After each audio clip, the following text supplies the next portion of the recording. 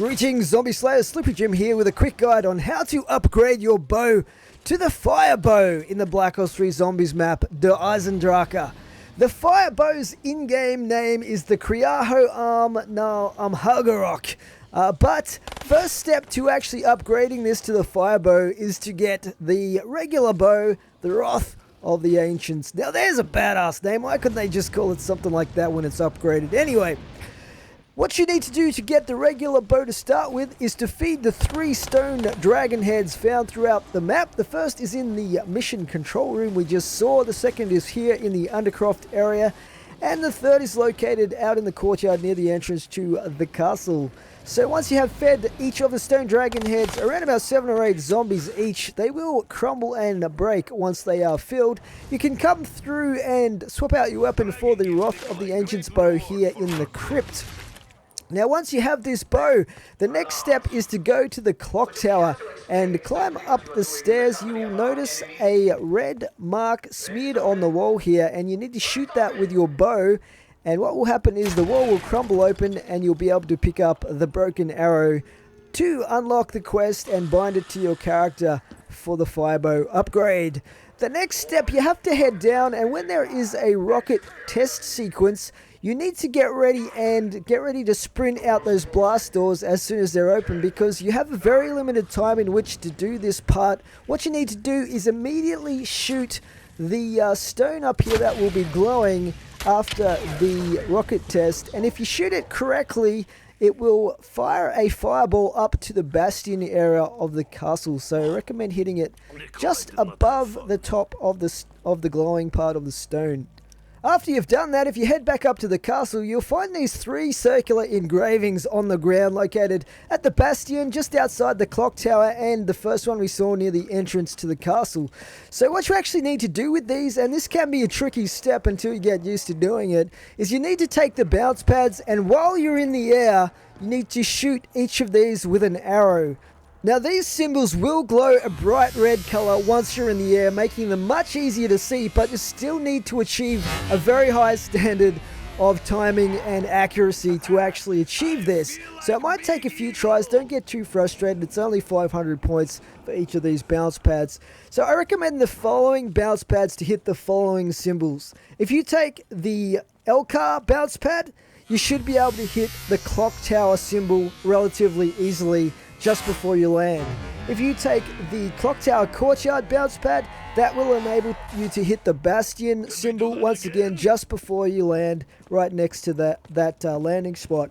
The final one is the rocket bounce pad. This is probably the hardest one to pull off. With this one you need to hit the symbol that's just outside the entrance of the castle near the portcullis trap. So this might take a little bit of practice, but eventually you'll learn the angle that you need to turn to in the air to hit these.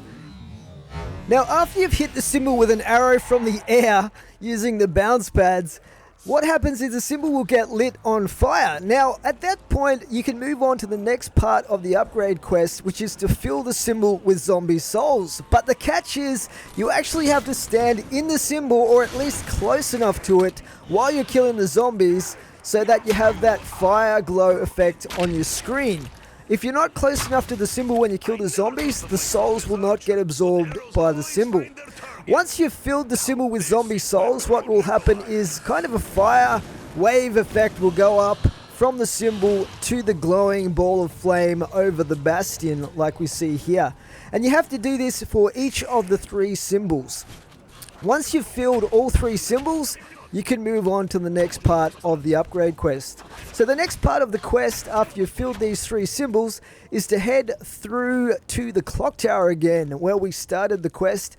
And at the back of the clock, you will see a bunch of cogs. So if you interact with the cogs, they will turn and you'll see a symbol. So take note of what that symbol is. It will be different each time. In this case, I call that one the star symbol. And you need to match that up with one of 3 fireplaces found throughout the map. One of the fireplaces is here in the control center room, or the command center. The second one is here in the supply room tower. and the third one is the one that I got. So you might get any one of these signs that changes from game to game, but this is the one I got in this fireplace right here in the dwelling quarters. So then go to the closest of the marks. The mark you'll have to use is the one that's on fire. So what you have to do at this point is fire your arrow while you have that on-screen glowing effect from the flame, and you have to be very close to the symbol there to start with to get that effect. So what you actually have to do is you have to fire an arrow. You have 4 shots, and the 4th shot you have to hit the fireplace with the symbol that matched that cog at the back of the clock. So here's our first shot here. Now, here's where it's kind of interesting. What will happen is you get this like lava earth effect popping up out of the ground from where your shot lands. What you need to do then is you need to chain that with your next shot and try and get it to where the fireplace is. So that was the second shot. Now, here's an interesting tip is if you're close enough, even if you're above where that shot landed, you don't have to be standing right next to it. You can actually get that fire glow effect that will enable you to shoot the arrow to the next location. So here is our 4th shot, and we get the fireplace. So once you've done that, remember you only have 4 shots to get this done, otherwise you have to start a new round and try it again the next round. But after you've done that, the fireplace will light up and you can interact with the fireplace there. The next step in this upgrade quest is to come up here to the bastion, and you'll notice that this fireball has slowly got lower and lower until now we can interact with it. And what will happen is it will explode and it will drop the reforged arrow. So finally, we're nearly at the end of this upgrade quest. If you pick up the reforged arrow, and as with all of the other bow upgrade quests, at this point what you need to do is go down to the undercroft, to the pyramid, place it in the appropriate box for this particular upgrade quest, and then you have to kill a bunch of zombies in close proximity to that box in order to get the upgraded bow. So it's something like 20, 30 zombies maybe that you have to kill and to fill that box with souls. Once that is done, you will hear an audio cue and you can go over and interact with the reforged arrow and replace it with your bow. At that point, you'll get a beam of fire going up from the box, and you can go back and pick up your upgraded bow, the fire bow. So the fire bow is actually pretty powerful, and it's especially good for taking care of the Panzer Soldat, I've found. But yeah, it's a pretty cool effect. Obviously, it kills the zombies that it hits with the regular shot.